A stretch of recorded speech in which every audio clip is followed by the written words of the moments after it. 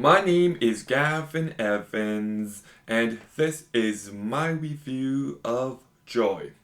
So, in 2012, I loved Silver Linings Playbook. In 2013, I loved American Hustle. So, for 2015, Joy was actually one of my most anticipated movies of the year. Like, if I remember correctly, I believe my top five most anticipated movies of 2015 were Tomorrowland, Crimson Peak, The Force Awakens, Age of Ultron, and this movie. Like, I was very excited for it, but then the reviews came out and everybody seemed to be meh on it. So I watched it with low expectations, and I was surprised by how enjoyable this movie was. And I just rewatched it for the first time, and yeah, I still think it's a fine movie. Like, it's about the creation of the Miracle Mob.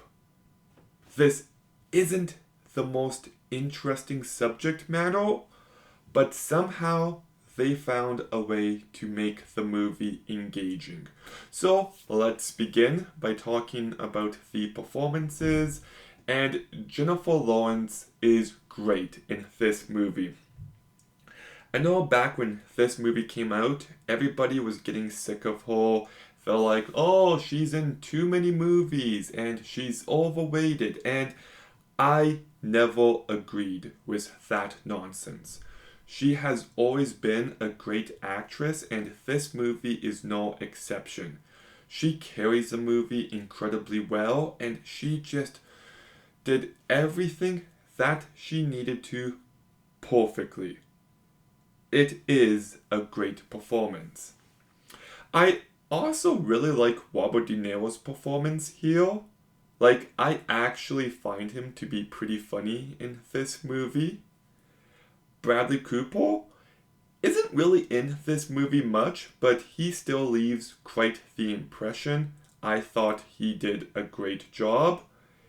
Edgar Ramirez is fine.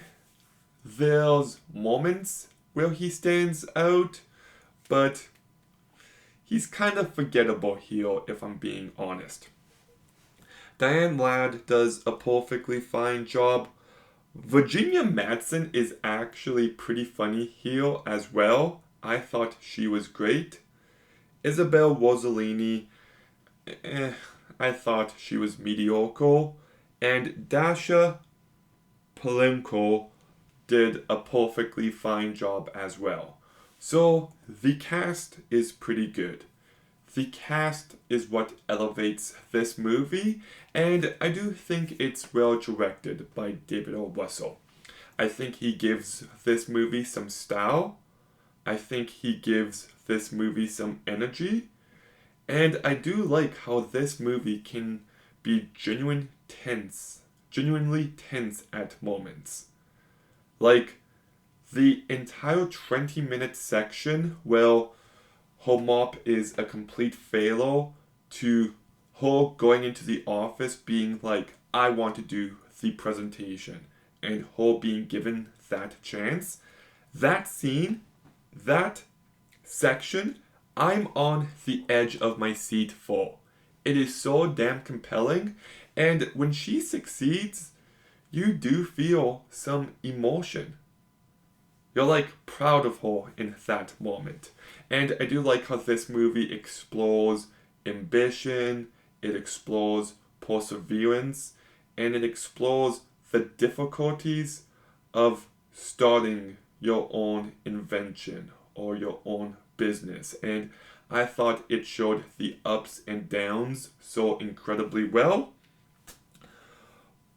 But that all said, it's still not a movie I love. Like, I watch it and I think to myself, this movie is far better than it had any right to be, but it's still not one I see myself going back to.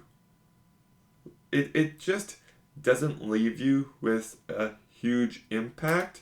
I do think the first hour of this movie can drag pretty heavily, and I don't think the ending it hits well it needed to.